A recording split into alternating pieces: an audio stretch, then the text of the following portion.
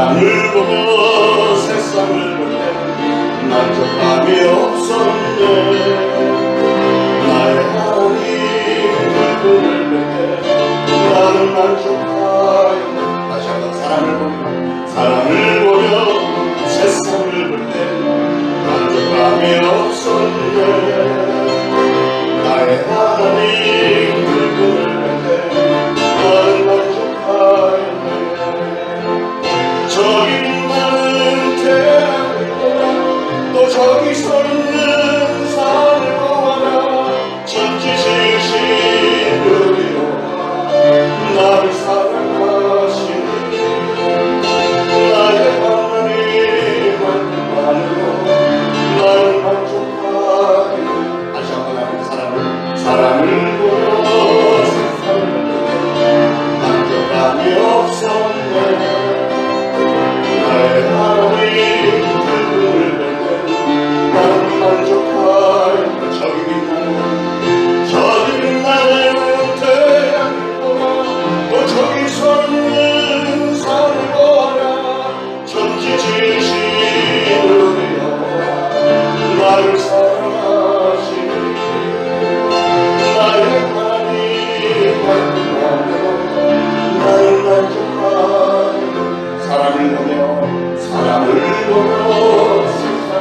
때 만족감이 없었네. 나의 하나님 그분을 볼 때 나는 만족하리. 동남풍나무 서북풍나무 가시가 때를 깎아내 수양기는 할렐루야. 가시가 때를 깎아내 수양기는 할렐루야. 동남풍나무라 서북풍나무 가시가 때를 깎아내 수양기는 할렐루야. 가시가 때를 깎아내 수양기는 할렐루야. 할렐루야 아멘. 할렐루야 할렐루야 아멘. 할렐루야 아멘. 시편 73편 1절부터 28절 끝까지 한 목소리로 봉독하겠습니다. 하나님이 참으로 이스라엘 중 마음이 정결한 자에게 선을 행하시나 나는 거의 넘어질 뻔하였고 나의 걸음이 미끄러질 뻔하였으니 이는 내가 악인의 형통함을 보고 오만한 자를 질투하였음이로다. 그들은 죽을 때에도 고통이 없고 그 힘이 강건하며 사람들이 당하는 고난이 그들에게는 없고 사람들이 당하는 재앙도 그들에게는 없나니 그러므로 교만이 그들의 목걸이요 강포가 그들의 옷이며 살찜으로 그들의 눈이 솟아나며 그들의 소득은 마음의 소원보다 많으며 그들은 능욕하며 악하게 말하며 높은 데서 거만하게 말하며 그들의 입은 하늘에 두고 그들의 혀는 땅에 두루 다니도다. 그러므로 그 백성이 이리로 돌아와서 잔에 가득한 물을 다 마시며 말하기를 하나님이 어찌하랴 지존자에게 지식이 있으랴 하는도다. 볼지어다 이들은 악인들이라도 항상 평안하고 재물은 더욱 불어나도다. 내가 내 마음을 깨끗하게 하며 내 손을 씻어 무죄하다 한 것이 실로 헛되도다. 나는 종일 재난을 당하며 아침마다 징벌을 받았도다. 내가 만일 스스로 이르기를 내가 그들처럼 말하리라 하였더라면 나는 주의 아들들의 세대에 대하여 악행을 행하였으리다. 내가 어쩌면 이를 알까 하여 생각한즉 그것이 내게 심한 고통이 되었더니 하나님의 성소에 들어갈 때야 그들의 종말을 내가 깨달았나이다. 주께서 참으로 그들을 미끄러운 곳에 두시며 파멸에 던지시니 그들이 어찌하여 그리 갑자기 황폐되었는가. 놀랄 정도로 그들은 전멸하였나이다. 주여 사람이 깬 후에는 꿈을 무시함같이 주께서 깨신 후에는 그들의 형상을 멸하시리이다. 내 마음이 산란하며 내 양심이 찔렸나이다. 내가 이같이 우매무지함으로 주 앞에 짐승이 오나 내가 항상 주와 함께하니 주께서 내 오른손을 붙드셨나이다. 주의 교훈으로 나를 인도하시고 후에는 영광으로 나를 영접하시리니 하늘에서는 주 외에 누가 내게 있으리요 땅에서는 주 밖에 내가 사모할 이 없나이다. 내 육체와 마음은 쇠약하나 하나님은 내 마음의 반석이시요 영원한 분기시시라. 무릇 주를 멀리하는 자는 망하리니 음녀같이 주를 떠난 자를 주께서 다 멸하셨나이다. 하나님께 가까이 함이 내게 복이라. 내가 주 여호와를 나의 피난처로 삼아 주의 모든 행적을 전파하리이다. 아멘. 오늘 시편 73편부터 83편까지는 아삽의 시입니다. 아삽이라는 사람의 시인데, 이 아삽이라는 사람은 누구냐면 다윗 왕 때 성전에서 악기를 연주하고 하나님을 찬송하는 직무를 맡았던 성가대 우두머리 중에 한 사람, 하나님을 찬양하는 일을 맡았던 사람인데, 오늘 아삽은 악인의 형통함에 대해서 얘기를 하고 있습니다. 세상을 보니까 선한 사람, 하나님을 믿고 따르는 사람보다 오히려 악인들이 더 잘 되는 것 같은 이런 게 도대체 어떻게 된 일입니까? 이런 모순된 현실이 그 옛날에도 있었고 오늘날도 있고요. 그래서 아삽의 번민은 오늘날 성도들의 번민이기도 합니다. 왜 하나님은 그런 악한 사람들이 잘 되는 것을 방치를 하실까? 참된 형통이라는 게 어떤 것일까? 이런 것으로 고민하는 아삽의 그 모습입니다. 1절부터 16절 말씀에 보면 참된 형통의 길이 뭐냐? 첫 번째로 참된 형통의 길은 악인의 길을 좇지 않는 것이다 라고 결론을 짓습니다. 하나님을 모르고 하나님을 멸시하고 조롱하고 비방해야 되는 그런 세상의 악인들이 세상에서는 잘 되는 이유가 도대체 무엇일까? 아삽은 그 문제를 놓고 번민하고 갈등하다가 거의 실족할 뻔한 상태까지 이르게 됐다는 거죠. 2절에 나는 거의 넘어질 뻔하였고 나의 걸음이 미끄러질 뻔하였으니 이는 내가 악인의 형통함을 보고 오만한 자를 질투하였음이로다. 악인들이 잘 되는 걸 보니까 속이 터져서 못 살겠더라는 거죠.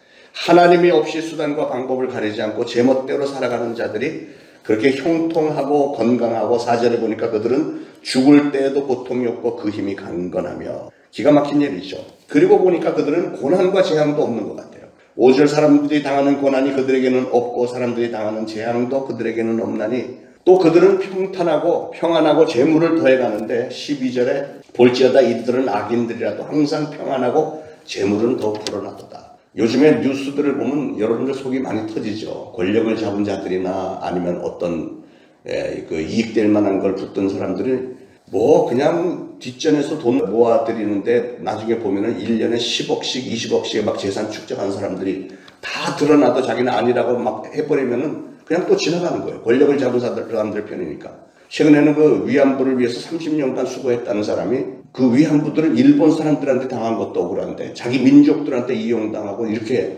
하는데 그런 사람들이 국회의원까지 돼요. 뻔뻔스럽게. 그런데도 괜찮습니다. 그냥 다 지나갑니다. 뭐 아무리 한쪽에서 떠들고 그래도 그냥 지나가는 이런 모습을 보면 여러분 속이 터지잖아요. 근데 우리는 힘이 없어요. 거기다 내가 뭘 할 수 있는 힘이. 그냥 권력을 잡은 사람들은 그냥 그러고 가는 거예요.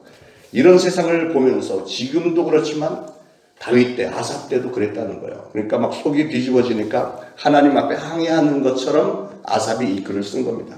어째서 하나님을 섬기는 의롭고 신실하게 살아가는 의인들은 재앙을 당하며 징책을 당하는가? 14절에 나는 종일 재난을 당하며 아침마다 징벌을 받았도다. 하나님의 뜻대로 살려고 성실하게 사람들에게 베풀고 살고 이렇게 하는 사람들은 오히려 징벌을 당하는 이런 모습을 견딜 수가 없다는 것이, 과연 하나님의 공의는 살아있는가? 하나님이 살아계시다면 어떻게 이런 모든 악한 현실을 그대로 방치하고 허용을 하실까? 이것은 오늘날 우리들의 고민이기도 합니다.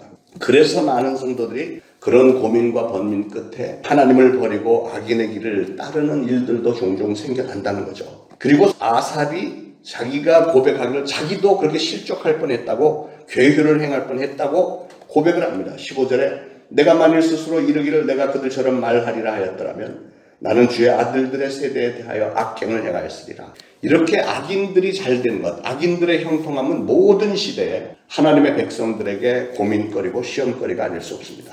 그러나 그럼에도 불구하고 성도들은 결코 악인의 길을 좇지를 말아야 한다. 왜냐하면 그것이 겉으로 보기에는 일시적으로 화려하고 형통해 보이는 것 같지만 그것의 실상을 들여다보면 사실은 거기에는 악이 득실되는 것이고, 악인의 길에는 세상에 교만이 있고 강포가 있고 탐욕이 있기 때문에 그렇습니다. 6절에 그러므로 교만이 그들의 목걸이요 강포가 그들의 옷이며 살찜으로 그들의 눈이 솟아나며 그들의 소득은 마음의 소원보다 많으며 그랬습니다.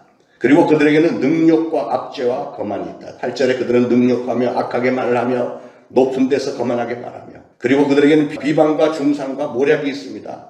9절에 그들의 입은 하늘에 두고 그들의 혀는 땅에 두루 다니도다. 그러니까 높은 곳에서 그냥 말을 해버리고 악한 말들 비방 중상 모략이 있고요. 그리고 무엇보다도 배도와 신성모독을 얘기합니다. 10절에 그러므로 그의 백성이 이리로 돌아와서 잔에 가득한 물을 다 마시며 말하기를 하나님이 어찌하랴 지존자에게 지식이 있으랴 하는도다. 하나님을 아주 조롱을 해야 되는, 자기들이 이렇게 악하게 사는데 자기들을 어떻게 하지 못하는 하나님이 과연 있느냐 막 이래가면서 하나님을 조롱을 합니다. 그러나 거기에 평안이 있겠습니까? 거기에 형통함이 있겠습니까? 그들이 즐기는 모든 것들이 결국은 허상이고 신기루일 뿐이라는 거예요. 단지 성도들을 유혹하는 미끼일 뿐입니다. 17절에 보니까 하나님의 성소에 들어갈 때야 그들의 종말을 내가 깨달았나이다. 내가 하나님 앞에 서서 가만히 묵상하고 하나님의 말씀을 들으면서 깨닫게 된 것은 뭐냐면 18절에 주께서 참으로 그들을 미끄러운 곳에 두시며 파멸에 던지시니 그들이 어찌하여 그들이 갑자기 황폐되었는가 놀랄 정도로 그들은 전멸하였나이다. 그들이 지금은 저렇게 잘 나가는 것 같지만 하나님의 심판 때 어느 순간에 딱 끝나는 날이 반드시 온다는 것이죠. 그래서 참된 형통의 길은 무엇이냐? 성소를 찾아 나서는 것이다. 하나님의 전에 나오는 것이 참된 형통의 길이다. 그게 17절에서부터 마지막 절까지의 내용인데, 이 아삽이 악인들의 그 외형적인 형통을 외형적으로 그들이 형통하고 잘 나가는 것을 부러워하고 질시하다가 거의 실족과 괴율의 자리에 떨어질 뻔했던 자기 자신이 이제는 하나님의 성소에 나와서 고개 조아리고 하나님의 메시지를 듣고 하면서 하나님의 성소에서 문제를 해결받았다고 지금 고백을 합니다. 17절 하나님의 성소에 들어갈 때야 그들의 종말을 내가 깨달았나이다. 여기서 하나님의 성소는 하나님의 언약궤가 안치되어 있었던 시온산의 그 다윗 성을 가리킵니다. 그러니까 다윗 시대 때는 아직 예루살렘 성전은 없었지만 그 당시에는 여호와의 언약궤를 다윗의 성에 모셨었는데, 하나님의 언약궤는 상징적으로 하나님의 말씀, 신약 시대 와서는 로고스, 태초에 말씀이 계시니라 했던 그 로고스, 예수 그리스도의 말씀을 가리키는 겁니다. 그러니까 오늘 우리는 말씀이신 예수 그리스도의 앞에 나와서 그동안에 그런 악한 자들이 형통하는 것에 대한 그런 고민과 갈등을 해결을 받아야 됩니다. 자신의 생각으로는 아무리 생각하고 갈등을 해결하려고 했어도 오히려 심한 번민과 곤란함만이 엄습해 왔지만 16절에 내가 어쩌면 이를 알까 하여 생각한즉 그것이 내게 심한 고통이 되었더니, 그러니까 이 세상의 부조리를 보고 악한 자들이 잘 되고 오히려 하나님을 믿고 따르는 사람들이 잘 안 되는 것처럼 보이는 것을 보면 이 마음에 너무너무 고통스러웠다는 거죠. 그러나 하나님은 그것도 해결해 주셨다는 거예요. 그러면 그 깨달음과 확신이 어떤 것이냐? 악인의 형통은 허망한 것이다. 20절에 주여 사람이 깬 후에는 꿈을 무시함같이 주께서 깨신 후에는 그들의 형상을 멸시하시리다. 그들이 지금 좋다고 하는 것은 꿈이나 마찬가지로 그 꿈이 깨고 나면 후회하고 정말 그 통곡하고 이럴 날이 올 것이다. 그런데 그들의 멸망은 졸지에 임한다는 거예요. 19절에 그들이 어찌하여 그리 갑자기 황폐되었는가 놀랄 정도로 그들은 전멸하였나이다. 그렇게 얘기를 합니다. 여러분, 세상은 악한 마귀가 지배하는 세상이기 때문에 악한 마귀는 이걸 막 부추기는 거예요. 그래서 악한 자들은 일시적으로는 상당히 잘 되는 것 같지만, 그러나 파도가 한번 몰아치고 나면 그 흔적조차 찾아보기 힘든 모래 위에 지은 집이나 다름이 없다 하는 것을 아삽은 깨달았습니다. 그래서 아삽은 잠깐이나마 악인의 형통을 부러워했고 그로 인해서 실족까지 할 뻔했던 자기 자신을 가리켜 짐승처럼 우매했었구나, 이렇게 회개를 합니다. 22절에 내가 이같이 우매무지함으로 주 앞에 짐승이오나, 그게 그 말이에요. 이런 깨달음 속에서 아삽은 한 걸음 더 나가서 성도들을 향한 하나님의 인도와 구원의 손길을 확신을 합니다. 23절에 내가 항상 주와 함께하니 주께서 내 오른손을 붙드셨나이다. 주의 교훈으로 나를 인도하시고 후에는 영광으로 나를 영접하시리니. 결국 아삽은 25절에서 주 밖에는 사모할 자가 없나이다. 25절 하늘에서는 주 외에 누가 내게 있으리요 땅에서는 주 밖에 내가 사모하리 없나이다. 아삽은 이제 하나님 한 분만으로 마음의 반석과 영혼의 분깃으로 삼았다고 고백을 합니다. 26절에 내 육체와 마음은 쇠약하나 하나님은 내 마음의 반석이시오 영원한 분깃이시라. 이제 아삽은 더 이상 악인들의 형통함을 부러워하지도 않고 질투하지도 않습니다. 오직 하나님만으로 피난처를 삼고 복으로 삼았다라고 결단을 합니다. 28절 하나님께 가까이 함이 내게 복이라. 내가 주 여호와를 나의 피난처로 삼아 주의 모든 행적을 전파하리다. 이렇게 아삽은 하나님의 말씀으로 인해서 실족의 자리에 있었다가 이제는 감사의 자리로, 번민의 자리에 있었다가 이제는 기쁨의 자리로 나올 수 있었다는 것이에요. 결론 짓습니다. 여러분, 세상 돌아가는 일들은 다 과정을 거치죠. 과정 순간순간도 때로는 중요하게 보일지 모르지만 이런 과정들보다 중요한 건 제일 끝이 중요합니다. 결론이 중요합니다. 마지막 순간이 중요해요. 제일 마지막에 심판장 되시는 예수님은 이 세상의 모든 불합리한 일들과 악인들의 그 형통함을 완전히 마감하시고 온전한 공의가 완전히 이루어지게 하실 줄로 믿으시길 바랍니다. 그러므로 우리의 본분은 날마다 나를 창조하신 하나님의 말씀 가운데서 하나님이 기뻐하시는 뜻 따라서 그렇게 사심으로 최후의 그리고 참된 형통을 받아 누리시기를 예수 그리스도로 축원합니다. 기도하겠습니다. 하나님, 아삽의 그 고민과 번민이 때때로 우리의 고민과 번민이 되기도 합니다. 세상은 참 부조리한 세상, 악한 마귀가 집권을 하고 기승을 부리고 있는 세상이 분명한 것이 우리의 눈으로 볼 때 세상의 악한 자들이 형통한 것 같고 오히려 하나님을 믿고 따르는 자들은 때로 억울한 일을 당하기도 하고 또 우리가 믿고 섬기는 하나님을 비방하고 조롱하는 자들까지도 이렇게 세상에 만연한 가운데서 우리가 때로는 신앙을 놓고 번민할 때가 얼마나 많은지요. 그러나 그럼에도 불구하고 결국 아삽도 깨달았던 것처럼 저희들도 날마다 하나님의 성전에 나올 때마다 주시는 말씀이 저희들에게 커다란 위로와 힘이 되고 결국은 저희들의 소망이 됩니다. 오늘도 주신 말씀 붙들고 세상 사람들은 아무리 악하게 살고 그것이 잘하는 짓이라고 해도 우리는 거기에 휩쓸리지 않고 오로지 하나님의 뜻 가운데 우리 하나님께서 기뻐하시는 뜻 가운데 신앙에 성공하고 장차 주님 앞에 설 그날을 저희들이 생각하면서 오늘 하루하루를 하나님의 뜻 가운데 승리하면서 살기를 원합니다. 그 놀라운 하늘의 지혜를 저희들에게 주시고 신앙의 결단들 주셔서 오늘도 하나님의 말씀